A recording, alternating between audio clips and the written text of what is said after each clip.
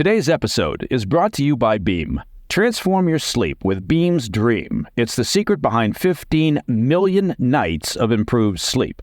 You fall asleep faster, you stay asleep longer, and you wake up refreshed. Get up to 40% off at shopbeam.com/PDB and use the code PDB.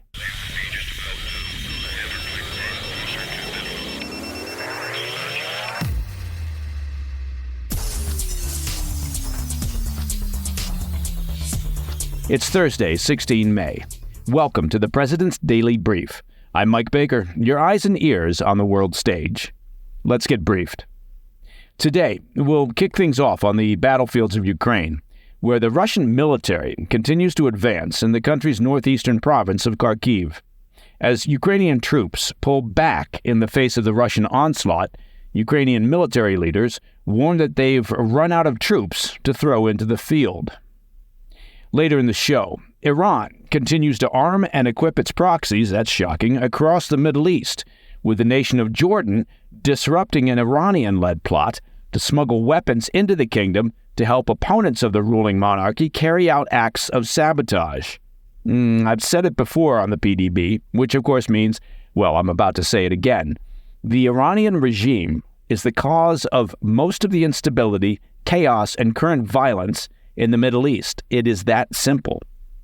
Also, we'll turn to the crisis at the U.S. southern border and reports that President Biden plans to use executive action to shut down the U.S.-Mexico border once the number of migrant crossings reaches 4,000 per day. 4,000 per day. I have no idea how they came up with that number, but I believe it involved both plucking and thin air. And in today's Back of the Brief, we'll have an update on the assassination attempt on the life of Slovak Prime Minister Robert Fico. But first, today's PDB Spotlight. The outlook is growing increasingly concerning for the Ukrainian military. Russian forces are continuing to gain momentum in northeastern Ukraine less than a week after they launched their offensive in the Kharkiv region. Ukraine's general staff reported that troops fell back from two areas in Kharkiv on Wednesday to save the lives of servicemen and to avoid further unnecessary losses. In the city of Volchansk, 3 miles from the border, local officials report that Ukrainian troops are putting up a fierce defense, locked in street-to-street fighting against the advancing Russians. The Russian Ministry of Defense is reporting that its forces have already seized miles of ground in the past several days and captured at least 10 villages along the border. In total, it's estimated that the Russians have seized around 50 square miles of new territory over the past several days.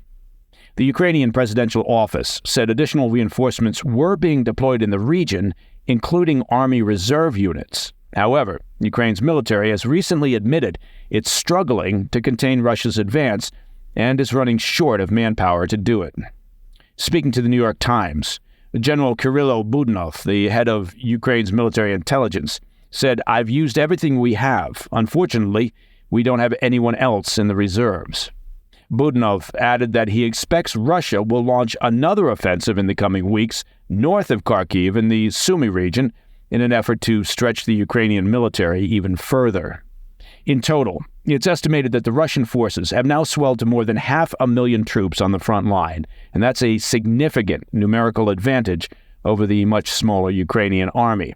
As a result of the onslaught, Ukrainian President Zelensky announced he would cancel all upcoming diplomatic trips. He was scheduled to be in Spain and Portugal this week. As Russians hammer the Ukrainian military in the east, U.S. Secretary of State Antony Blinken remained in Kyiv on Wednesday, where he announced $2 billion in new financing for the country.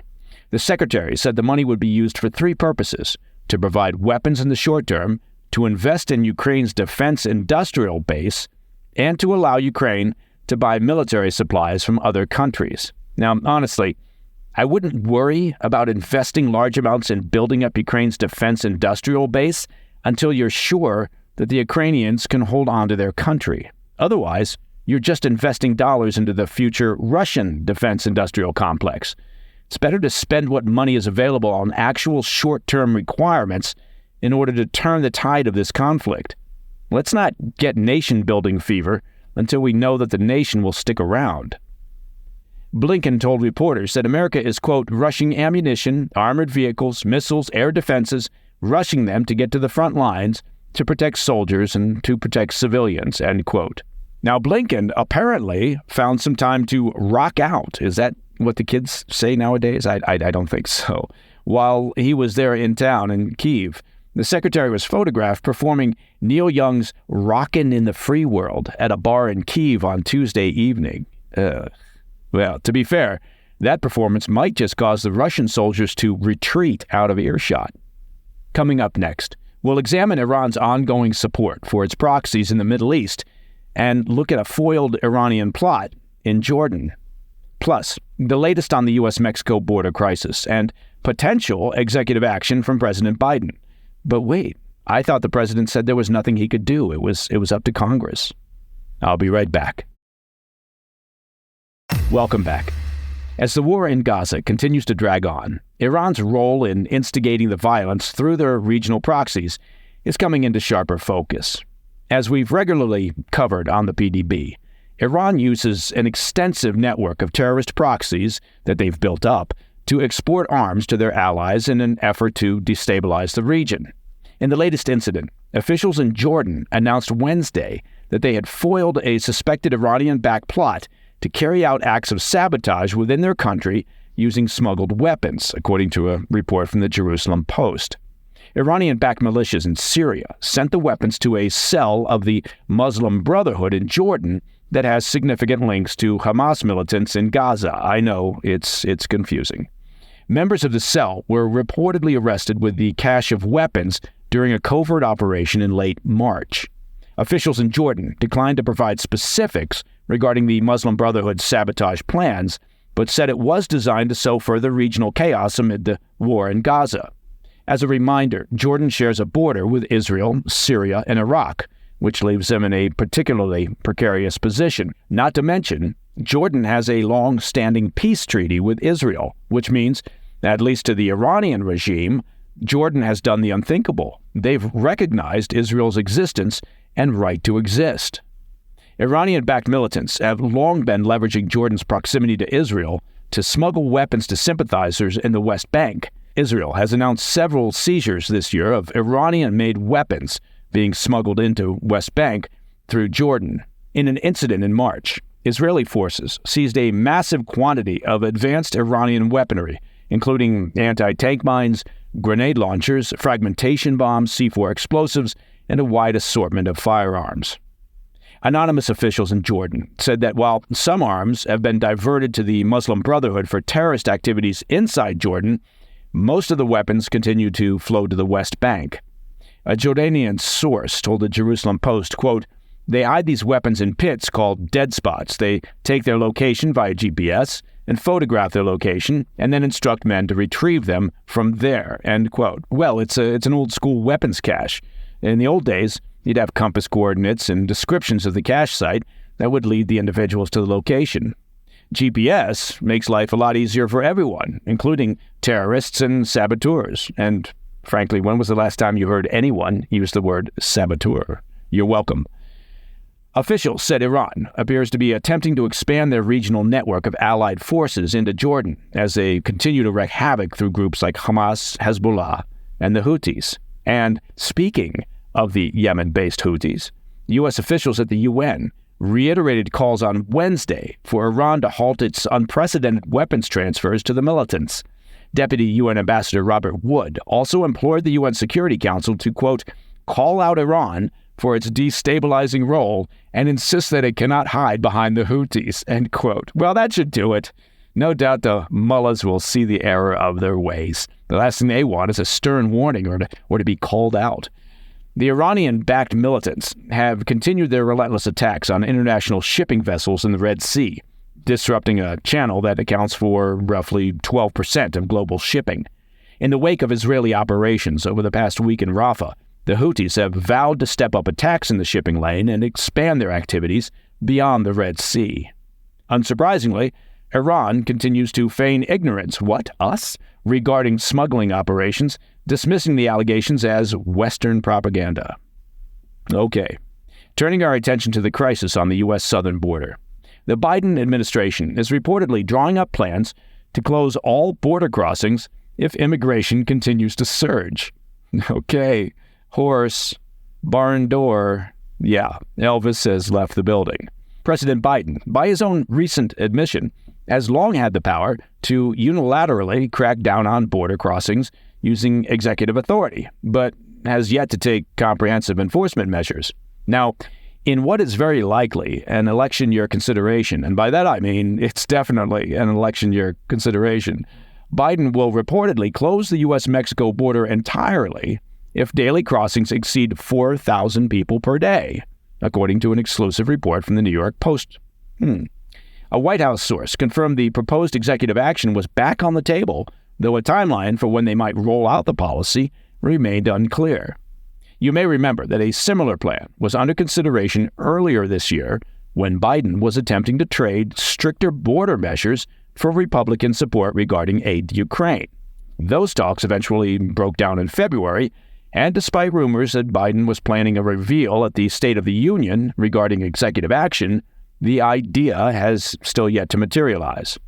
Now, President Biden is feeling pressure, however, from his Democrat allies, who are increasingly anxious about polling in swing states, showing Republicans outperforming Democrats on the border issue, you think? Democrat Senate Majority Leader Chuck Schumer will reportedly bring the Senate's border security bill from February back to the floor, it's back, for a vote next week, as part of Washington, D.C.'s pre-election kabuki theater season. Senate Democrats have also been quietly appealing to Biden to move forward with executive action on the border, particularly if Congress can't make any progress. If you'll recall, back in January, Biden claimed he had, quote, done all I can do to secure the border as he urged Congress to take up legislation.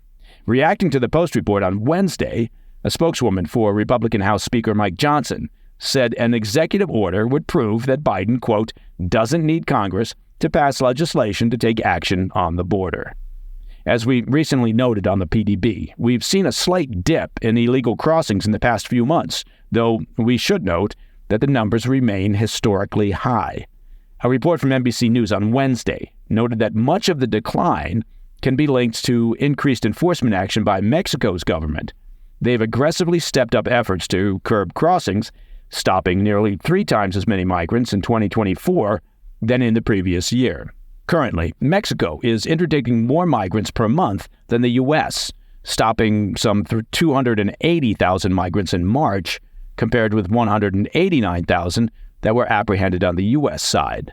The situation remains delicate, however, and officials fear crossings could once again spike if Mexico can't or won't sustain its efforts.